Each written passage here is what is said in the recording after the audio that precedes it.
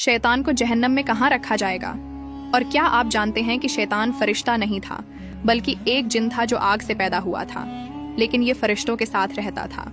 शैतान अल्लाह ताला के दरबार में बुलंद दर्जे पर फाइज था।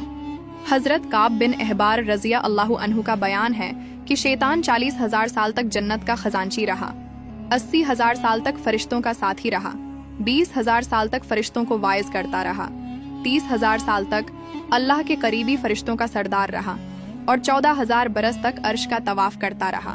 पहले आसमान में उसका नाम आबिद था, दूसरे आसमान पर उसका नाम जाहिद था, तीसरे आसमान पर उसका नाम आरिफ था, चौथे आसमान पर उसका नाम वली था, पांचवें आसमान पर उसका नाम तकी था, छठे आसमान पर उसका नाम खाजिन था और सातवें आसमान पर उसका नाम इजाजिल था और लोहे महफूज में उसका नाम इब्लीस लिखा हुआ था।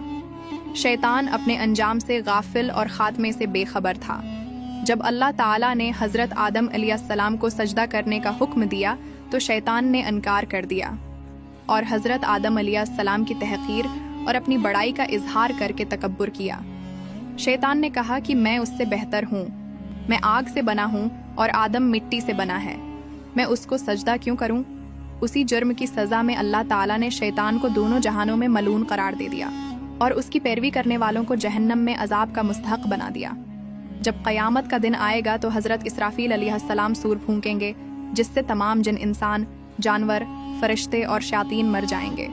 फिर उसके 40 साल बाद हजरत इसराफील अलैहिस्सलाम दोबारा सूर फूंकेंगे तो तमाम मखलूक़ात दोबारा जिंदा हो जाएंगी और फिर क़यामत कायम होगी।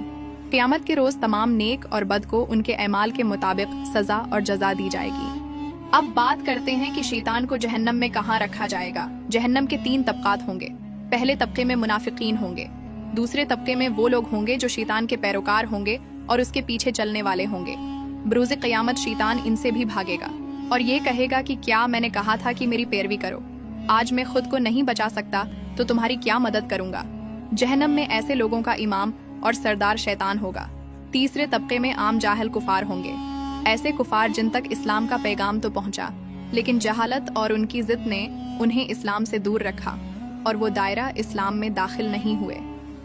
दोस्तों, कुरान और हदीस में अल्लाह ताला ने शयातीन से बचने के कुछ तरीके बताए हैं। जैसा कि एक हदीस में जिक्र आता है कि जब कोई शख्स सोकर उठे तो वजू करे और 3 मरतबा नाक झाड़े, क्योंकि शैतान रात भर उसकी नाक के नथने में बैठा रहता है, जिससे आदमी पर सुस्ती गालिब आ जाती है।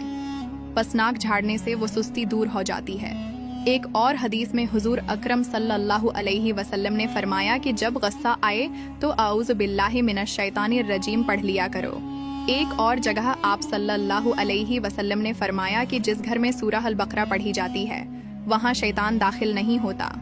एक और हदीस में आप सल्लल्लाहु अलैहि वसल्लम ने फरमाया कि बुरा ख्वाब शैतान की तरफ से होता है। अगर कोई बुरा ख्वाब देखे तो बाएं जानिब थू थू करके शैतान के शर से अल्लाह की पनाह मांगे। इस अमल से शैतान उसे कोई नुकसान न पहुंचा सकेगा। अल्लाह ताला से दुआ है कि वो हमें शैतान के शर से महफूज रखे। आमीन।